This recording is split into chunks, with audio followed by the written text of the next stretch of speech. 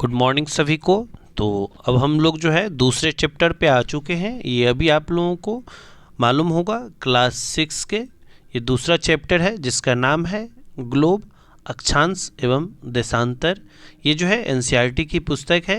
इस पुस्तक में जो जितने भी सारे चीज़ दिए होंगे हम आपको लाइन व लाइन पढ़ाएंगे, तो आप लोग वीडियो लास्ट तक देखते जाइएगा कि आपको किताब पढ़ने की ज़रूरत नहीं होगा। आप चाहे तो बगल में आप ऑडियो लगा के इसे रख सकते हैं वीडियो को, और आप अपने कामों में भी व्यस्त हो सकते हैं। तो चलिए हम बात करेंगे कि पिछले अध्याय में हमने अपनी पृथ्वी गोलाकार नहीं है और ये सब हम सब जो है पढ़ चुके हैं। यह उत्तर एवं दक्षिण ध्रुवों पर थोड़ी चपटी और मध्य में थोड़ी उभरी हुई है। बहुत बार पूछा जाता है उत्तर एवं दक्षिण ध्रुव पर यह कैसी है, तो यह थोड़ी चपटी है और मध्य में जो है वो थोड़ा सा उभरी हुई है। क्या आप कल्पना कर सकते हैं कि यह कैसी दिखती है? इस संबंध में जानकारी प्राप्त करने के लिए आप अपनी कक्षा में सावधानीपूर्वक क्या करना है, ग्लोब को देखिएगा। ग्लोब पृथ्वी का एक छोटा सा यानी लघु रूप में एक वास्तविक प्रतिरूप है, यानी एक प्रकार का इमेज है। जिस तरह से आप लोग कभी इसको देखे हुए होंगे तो इसे भी क्या कहा जाता है, ग्लोब कहा जाता है। और यह जो है पृथ्वी का एक क्या है, वास्तविक प्रतिरूप है, यानी पृथ्वी कैसी है इसका एक प्रतिरूप है। और ऐसे ही आपको ग्लोब झुके हुए जैसे आप देख रहे हैं, ये जो जिस पे टिका हुआ ये अक्ष हो गया, इस पर अपने अक्ष पे जो है झुके हुए हैं। कहता है कि ग्लोब विभिन्न आकार एवं प्रकार के हो सकते हैं। ग्लोब बड़े हो सकते हैं जो आसानी से एक स्थान से दूसरे स्थान नहीं ले जा सकते हैं। पॉकेट में रखने योग्य छोटे ग्लोब तथा गुब्बारे जैसे ग्लोब, इनमें हवा भरी जा सकती है, आसानी से एक स्थान से दूसरे स्थान भी ले जा सकते हैं। ग्लोब स्थिर नहीं होते हैं, उसी प्रकार घुमाया जा सकता है जैसे कुम्हार का पहिया का लट्टू जो है घूमते रहता है। ग्लोब पर पृथ्वी तो जो ग्लोब है वो आपको आसानी से कहीं ले भी जा सकते हैं, उसे उसी प्रकार आपको घुमाया जाना चाहिए जिस प्रकार जो है कुम्हार अपने पहिए के लट्टू को क्या करते हैं, घुमाते हैं। ठीक है, ग्लोब पर देश, महाद्वीप एवं महासागरों को उनके सही आकार में दिखाया जाता है कि कौन सी इसकी वास्तविक स्थिति कहाँ है।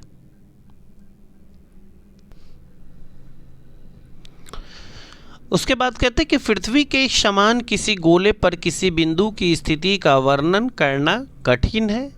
अब यह प्रश्न उठता है कि इस पर किसी वस्तु या किसी स्थान की स्थिति कैसे बताई जा सकती है। इसके लिए हमें कुछ बिंदुओं तथा रेखाओं के संदर्भ की जो है आवश्यकता होती है। आप देखेंगे कि एक सुई ग्लोब में झुकी हुई अवस्था में स्थित होती है जिसे हम लोग अक्ष कहते हैं। तो बहुत ही इम्पोर्टेंट क्वेश्चन आ गया, अक्ष किसे कहेंगे? तो एक सुई ग्लोब में झुकी हुई अवस्था की स्थिति को बतलाता है, उसे ही हम लोग क्या कहते हैं, अक्ष कहते हैं। जैसे कि अभी हम आपको बताए थे कि एक जो ये सुई है जो अपने अक्ष पे जो क्या है टिकी हुई है, इसीलिए इसको क्या कहा जाता है, अक्ष कहा जाता है। चलिए, अब ग्लोब पर वे बिंदु जिनसे होकर सुई गुजरती है उत्तर तथा दक्षिण ध्रुव होता है। जिनसे वह सुई गुजरती है वह क्या होता है, उत्तर एवं दक्षिण ध्रुव होता है। ग्लोब को सुई के चारों ओर पृथ्वी की भांति पश्चिम से पूर्व की ओर घुमाया जा सकता है। तो बहुत बार क्वेश्चन पूछा जाता है कि हमारी पृथ्वी कैसे घूमती है, तो जो पृथ्वी है वो पश्चिम से पूर्व की ओर घूमती है। पृथ्वी कैसे घूमती है, पश्चिम से पूर्व की ओर घुमाया जाता है। लेकिन याद रहे इन दोनों में एक अंतर है, पृथ्वी पर वास्तव में ऐसी कोई सुई नहीं होती है, यह अपने अक्ष पर चारों ओर घूमती है जो एक काल्पनिक रेखा है।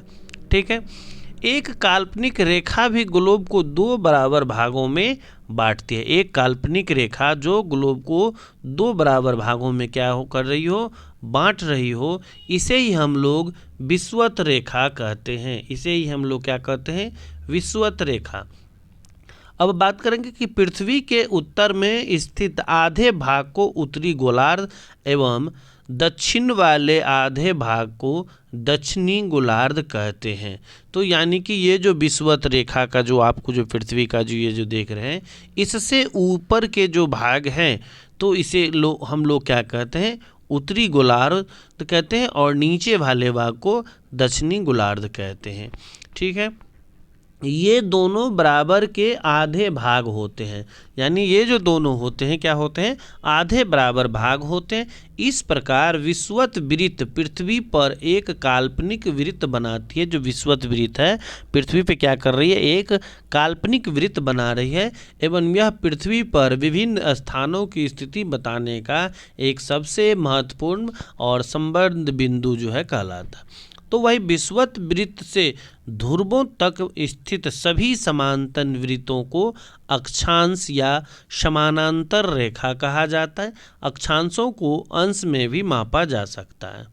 ठीक है, अब हम लोग आगे चलेंगे, फिर देखेंगे कि जो विषुवत वृत्त शून्य अंश अक्षांश को दर्शाती है। यहाँ पे आप देखे होंगे कि जो विषुवत वृत्त है वो क्या कर रही है, आपको शून्य अंश अक्षांश को दिखाती होगी। और इधर आप जो थोड़ी दूर के बाद 20 फिर 40 फिर 60 फिर 80 है, इसको जो है समझ लीजिएगा। फिर दर्शाती है, चूंकि विषुवत वृत्त से दोनों ध्रुवों के बीच की दूरी पृथ्वी के चारों ओर के वृत्त का 1/4 भाग है, इसलिए अतः इसका माप 360/140 यानी कि 360 अंश का 1/4 1/4 यानी 90 अंश होता है। इस प्रकार 90 अंश उत्तरी अक्षांश उत्तर ध्रुव को दर्शाता है और 90 अंश दक्षिणी ध्रुव दक्षिणी अक्षांश को बतलाता है या दक्षिणी ध्रुव को बतलाता है। तो यहाँ पे आप लोग देख सकते हैं कि ये हो गया आपको 0 डिग्री, 20, 40, 60, 80 और जो 90 का जो ये जो भाग हो गया ये आपको उत्तरी ध्रुव दिखलाएगा। ऐसे ही आप नीचे जाइएगा तो ये आपको क्या करेगा, आपको दक्षिणी ध्रुव बतलाएगा। तो ऐसे 4 भाग हो गए इसके। अब एक चीज़ यहाँ पे दिया गया कि क्या आप जानते हैं, तो अपने स्थान से जो ध्रुव तारे हैं का कोण मापकर आप अपने स्थान का अक्षांश जो है जान सकते हैं। इस प्रकार विषुवत वृत्त के उत्तर के जो भी सभी समानांतर रेखा को उत्तरी अक्षांश कहा जाता है। बहुत ही इंपॉर्टेंट क्वेश्चन, उत्तरी अक्षांश किसे कहा जाता है, आपके किताब में या क्वेश्चन में एग्जाम में पूछते हैं। तो विषुवत वृत्त के उत्तर के सभी समानांतर रेखा को उत्तरी अक्षांश कहेंगे, एवं दक्षिण स्थित जो भी आपको समानांतर रेखाएं दिखाई देगी उसे हम लोग दक्षिणी अक्षांश कहेंगे। इसलिए प्रत्येक अक्षांश के मान के साथ उसकी दिशा यानी उत्तर या दक्षिण को लिखा जाता है। सामान्यतः इसे उ या द अक्षर से व्यक्त किया जाता है। उदाहरण के लिए महाराष्ट्र में चंद्रपुर एवं ब्राज़ील दक्षिण अमेरिका में बेलो होरिजेंटो दोनों एक ही अक्षांश 20 डिग्री पर अवस्थित है, लेकिन चंद्रपुर विषुवत रेखा के 20 अंश उत्तर में एवं बेलो होरिजेंटो विषुवत रेखा के 20 अंश दक्षिण में अवस्थित है।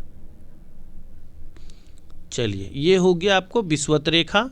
ठीक है, ये हो गया आपको विषुवत रेखा। ऊपर का जो हो गया आपको कर्क रेखा। फिर आपको यहाँ पे उष्ण कटिबंध देखने को मिलेगा। कर्क रेखा और से लेके आपको उत्तरी शीत कटिबंध तक यानी उत्तरी ध्रुव वृत्त तक उत्तरी शीतोष्ण मिलेगा। फिर उसके ऊपर जाइएगा तो उत्तरी शीत कटिबंध मिलेगा। उसी तरह आप विषुवत रेखा के नीचे आइएगा तो आपको मकर रेखा मिलेगा, जो आपको दक्षिणी शीतोष्ण कटिबंध, दक्षिणी ध्रुव वृत्त और दक्षिणी शीत कटिबंध मिलेगा। ये हो गया आपका दक्षिणी ध्रुव और ये हो गया आपको उत्तरी ध्रुव।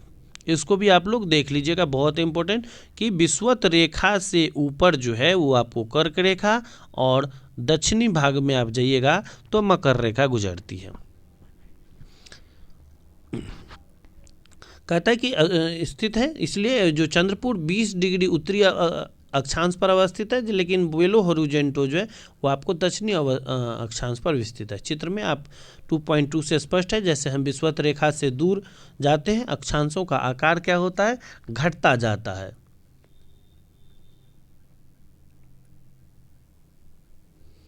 चलिए, अब हम लोग कुछ महत्वपूर्ण अक्षांश या समानांतर रेखाएं देखेंगे।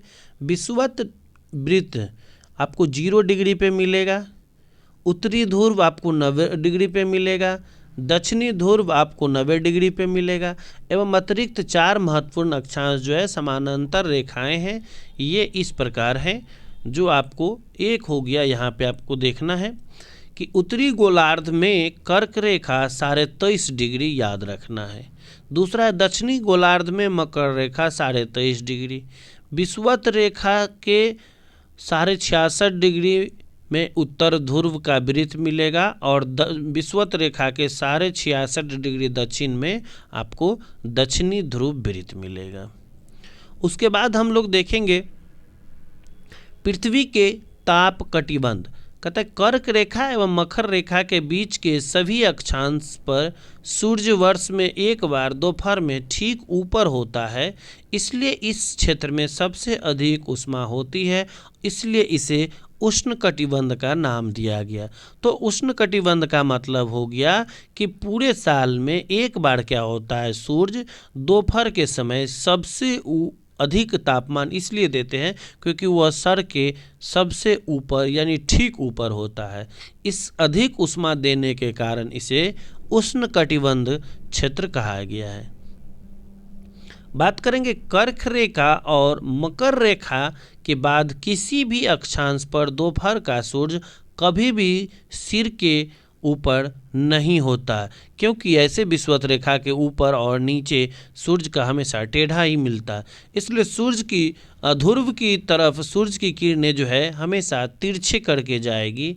इस प्रकार उत्तरी गोलार्ध में कर्क रेखा एवं उत्तर ध्रुव वृत्त तथा दक्षिणी गोलार्ध में मकर रेखा एवं दक्षिणी ध्रुव वृत्त के बीच वाले क्षेत्र का तापमान हमेशा ठंडा रहता है या मध्यम रहता है, इसलिए इसे शीतोष्ण कटिबंध जो है कहा जाता है।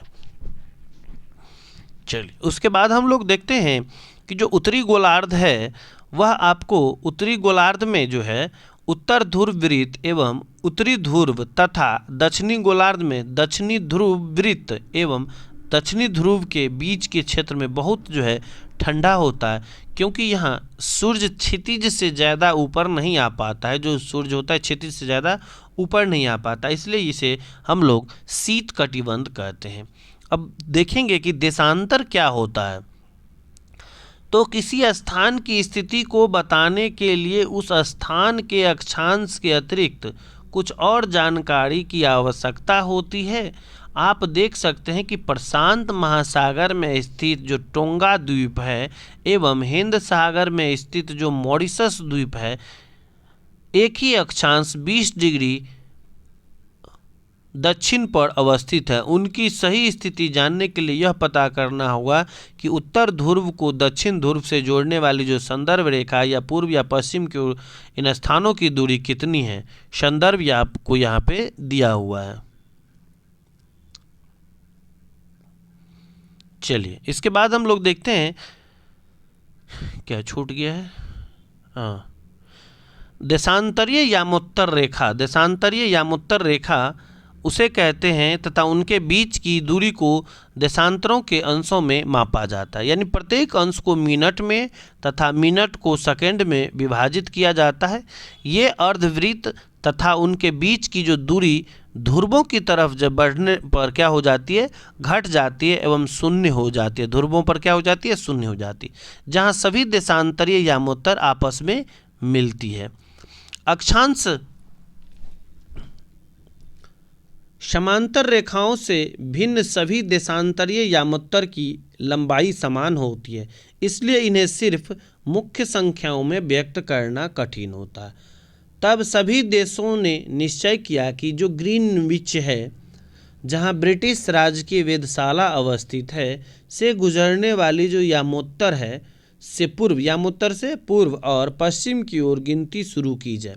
इस यामोत्तर को जो है प्रमुख यामोत्तर कहा जाता है और इसका मान 0 डिग्री देशांतर तथा यहाँ से हमें 180 पूर्व या 180 पश्चिम तक गणना करते हैं। कहता है कि प्रमुख जो यामोत्तर एवं 180 डिग्री यामोत्तर मिलकर पृथ्वी को 2 समान भागों में पूर्वी गोलार्ध एवं पश्चिमी गोलार्ध में विभक्त करती है। पहले सभी हम उत्तरी ध्रुव और दक्षिणी ध्रुव कर रहे थे, अब जो हो गया वो आपको पश्चिमी गोलार्ध और पूर्वी गोलार्ध, ये आपको जो है यामोत्तर पर्व, ये जो भाग है यहाँ से बंटवारा करने के बाद ये भाग हो गया। तभी से ये जब विषुवत रेखा ऐसे था तो हम लोग ऊपर और नीचे को देखे थे, तो वो विषुवत रेखा से ऊपर हो गया कर्क रेखा, नीचे मकर रेखा। अब जो है ये जो भाग है ये जो आपको रेखा है इसे प्रमुख यामोत्तर रेखा कहा जाता है, ठीक है। और ये इससे इधर पूर्व हो गया और इधर क्या हो गया, पश्चिम हो गया। तो चलिए आगे हम लोग देखते हैं। कहता है कि अब ग्लोब पर अक्षांश समांतर रेखाओं एवं देशांतरीय यामोत्तर से बनी हुई ग्रिड को देखो। अगर आपको किसी स्थान के अक्षांश एवं देशांतर की सही जानकारी हो तो ग्लोब पर आप उस स्थान का पता आसानी से लगा सकते हैं। अगर आपके कॉलेज क्लास या कहीं भी आपको अगर ग्लोब मिले तो आप उसको अच्छी तरह से देखने की कोशिश कीजिएगा। उदाहरण के लिए असम में अगर धुबड़ी 26 डिग्री उत्तरी अक्षांश एवं 90 डिग्री पूर्वी देशांतर पर अवस्थित है। अब उस बिंदु को देखें जहाँ से दोनों रेखाएं एक दूसरे को काटती है, यह बिंदु धुबड़ी की सही स्थिति को बताएगी। इसको समझने के लिए कागज पर समान दूरी वाले क्षैतिज तथा ऊर्ध्वाधर रेखा खींचे। ऊर्ध्वाधर रेखाओं को संख्या 1 2 3 4 से एवं क्षैतिज रेखाओं को क ख ग, आप लोग प्रैक्टिकल इसको कर लीजिएगा, इसको देख लीजिए।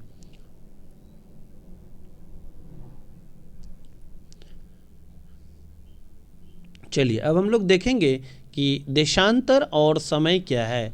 तो समय को मापने की सबसे अच्छा साधन पृथ्वी, चंद्रमा, ग्रहों की गति है।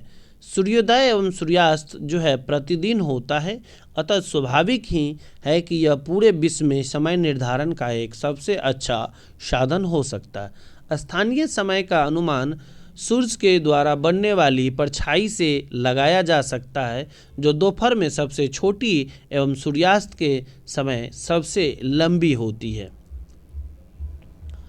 कहता है कि ग्रीनविच पर स्थित प्रमुख यामोत्तर पर सूर्य जिस समय आकाश के सबसे ऊंचे बिंदु पर होगा, उस समय यामोत्तर पर स्थित सभी स्थानों पर दोपहर होगी।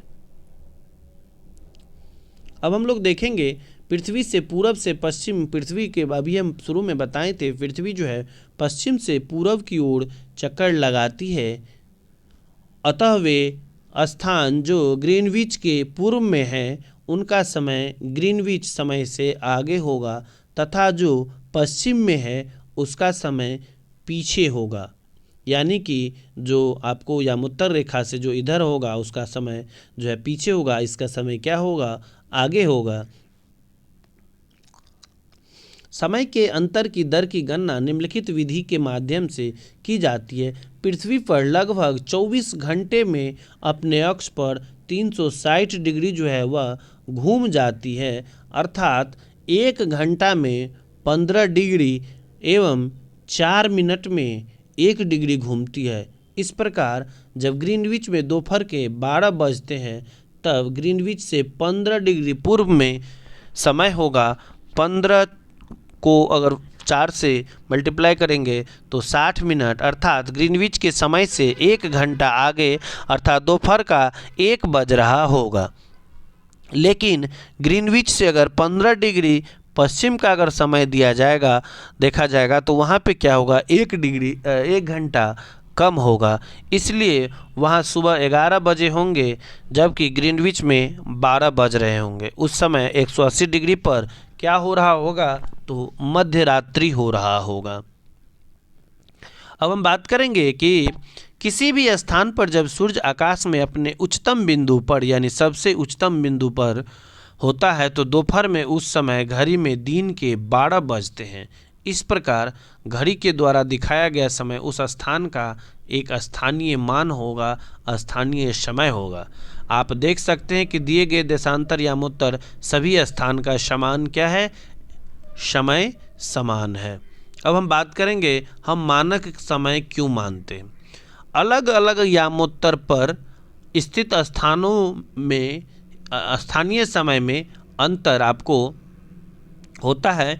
जैसे उदाहरण के लिए बहुत से देशांतरों से होकर गुजरने वाली रेलगाड़ियों के लिए समय सारणी तैयार करना कठिन होगा। भारत में गुजरात के द्वारका तथा असम के गुजरात के द्वारका तथा असम के डिब्रूगढ़ के स्थानीय समय में लगभग 1 घंटा 45 मिनट का अंतर होगा। इसलिए यह आवश्यक होगा कि देश के मध्य भाग से होकर गुजरने वाली किसी यामोत्तर के स्थानीय समय को देश का मानक समय माना जाए। इस यामोत्तर रेखा के स्थानीय समय को पूरे देश का मानक समय माना जाता है और यह भारत में 82.5 डिग्री पूरब को मानक यामोत्तर माना गया।